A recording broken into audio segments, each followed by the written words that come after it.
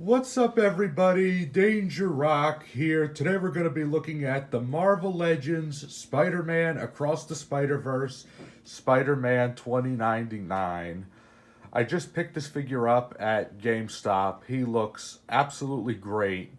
When I first saw this guy in his packaging and I just took a look at the face sculpt of Miguel O'Hara here, I figured this figure was a must have. He was actually my favorite character in the Across the Spider-Verse movie, and I really like this radical look that this guy had in the movie, and it just seems so awesome to have him right here in figure form.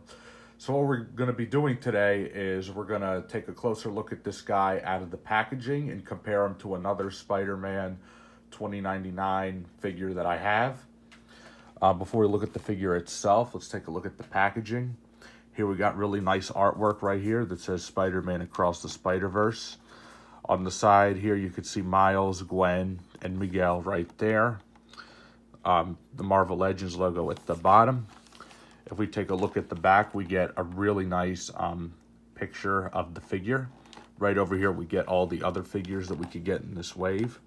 Nothing really at the top or bottom. So right now what we're going to do is we're going to open this guy up.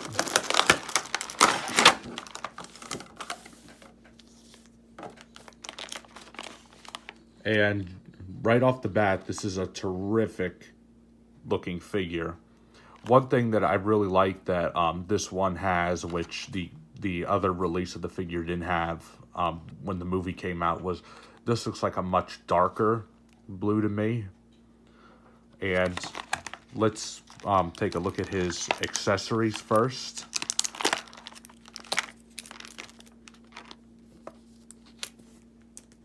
And out goes his hands.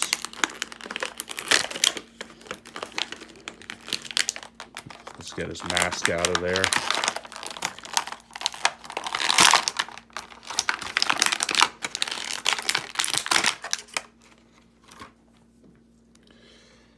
Now look at this. This is a terrific looking figure. So as far as accessories goes, he has these two opening grip hands, which I actually really like the way the texturing on the red came out on these. Look at these little like diamond things he has on his hand. The inside of the head is red. The outer part is blue. His fingers are blue. And my favorite part of the figure is just look at his mask right here. Look at all the detail put in on it. I really like this look for him. So taking a closer look at the figure itself, I really like the face sculpt. That really looks like the animated Miguel O'Hara that we see in the movie. And I really like these whatever you want to call them, like spikes things that he has right here on the side of his arms. I think they really make the figure stand out really well. And another thing I really like is right here on his right arm, we could see this universe hopping wristwatch that he has in the movie, which here it's like silver and yellowish. Like I think that actually looks really cool. And I really like the back of the figure as well. Like this one doesn't come with a web cape like the other one did. But if we just look at all the lines sculpted in right there on his veins, it really gives the figure this like electric effect, I call it, like Miguel had in the movie. So this is really cool. I really like this like giant like skull spider that he's got here. And what's really cool is when I move his chest for chest articulation, you could actually see the logo isn't just painted on, it's actually painted on throughout the whole figure. So you could get this guy in some really spidery poses, which I really like. And just like the way they gave him spiky hair, I would say, like if you look at the back of his face sculpt, I really like the different like wavelengths they did with his hair. So what I want to do right now is let's pop off this head so we could put our masked head on.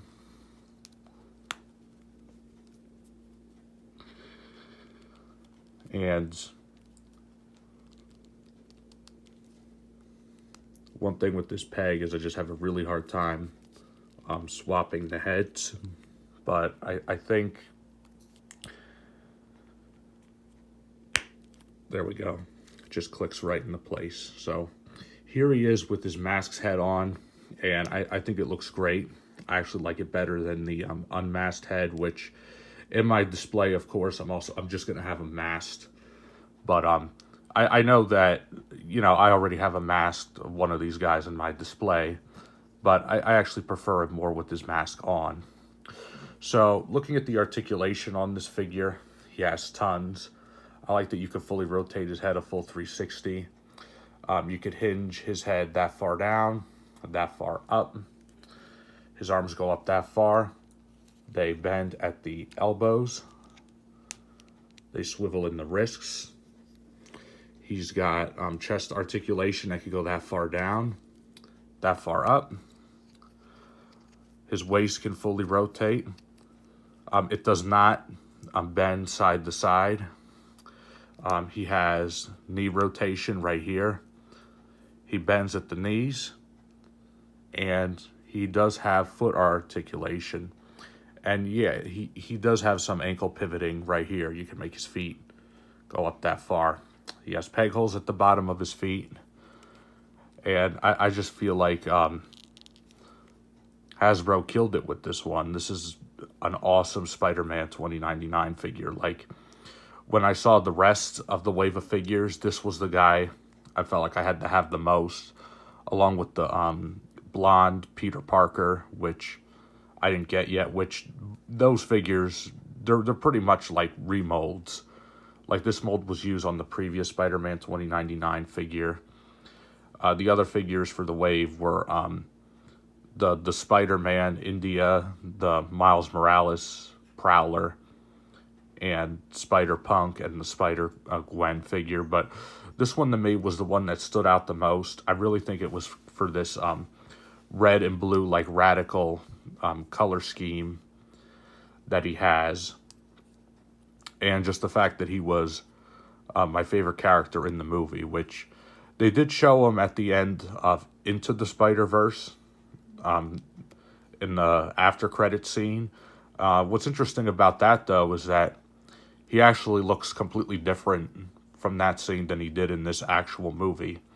Like, the art style and the design of him is completely different, which this is not really at all like his comic book counterpart kind of look. This kind of looked more like a Batman look to me, to be honest with you, because he's like really huge and muscular. I really like the way he came out on screen, and I really like that I have this figure, which like is definitely accurate to the movie. So what we're going to do now is we're going to stand this guy up so we can compare him to another Spider-Man figure that I have. Here we have the Spider-Man 2099, which was also from Across the Spider-Verse. This was the standard Hasbro figure. And what I really like about these two is they're going to, not only are they going to be fun to display next to each other, but if we actually look at the difference in reds and blues, this guy right here is definitely a lighter blue.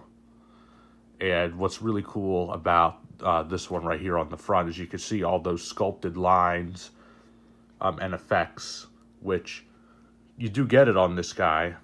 If you look really closely, you get it more on the red. You don't really see it on the blue. The blue is completely solid. And if you turn him over, you still see him on the red. So that's something I like about this one right here a lot more. This guy right here is a little bit taller, as you can see. And the reds are also completely different. I kind of like the red on this one right here a lot more. But it doesn't take away from this one at all. This one's still a great figure. This one, I feel like his height and everything, they just perfected it with the mask. Perfected it for me. I like the mask on this new one a lot more than this guy right here. But needless to say, he's a fantastic figure. Oh, and one thing I forgot to mention is the standard Hasbro figure doesn't come with his universe hopping wristwatch, which the first Spider-Man Across the Spider-Verse, Spider-Man 29 figure did have. So they included it on this one as well, but that older one did. They just didn't include it on the standard Hasbro version. But I do like that they include that detail. I still like them just as much. I would definitely highly recommend picking this guy up if you haven't already. I found them at my GameStop, and you could find them on the Hasbro website. You can find them on Big Bad Toy Store. So I would definitely recommend picking this guy up, unless you're picking it up just for this Miguel head sculpt. If you already have the one that they released in the first wave of Across the Spider-Verse figures, I would say this is only a must-have if you're buying it for that face sculpt, or if you're perfectly satisfied with the one you have. This might be an easy pass for some people. I just had to have it because Miguel was one of my favorite characters in the movie. So I couldn't highly recommend him enough. If you don't have him already, definitely pick him up. And if you like this video, please leave a like. Please subscribe to my YouTube channel. Once we reach 1,000 subscribers on this channel, I will be doing a full collection review. So stay tuned for that. Let me know in the comments down below, what did you guys think of this figure? Was it a must-have? For me, it definitely was a must-have, but I really look forward from hearing from you guys. Merry Christmas, everybody. I got more reviews coming soon. Thank you guys for watching as always, and I'll see you guys on the next video review.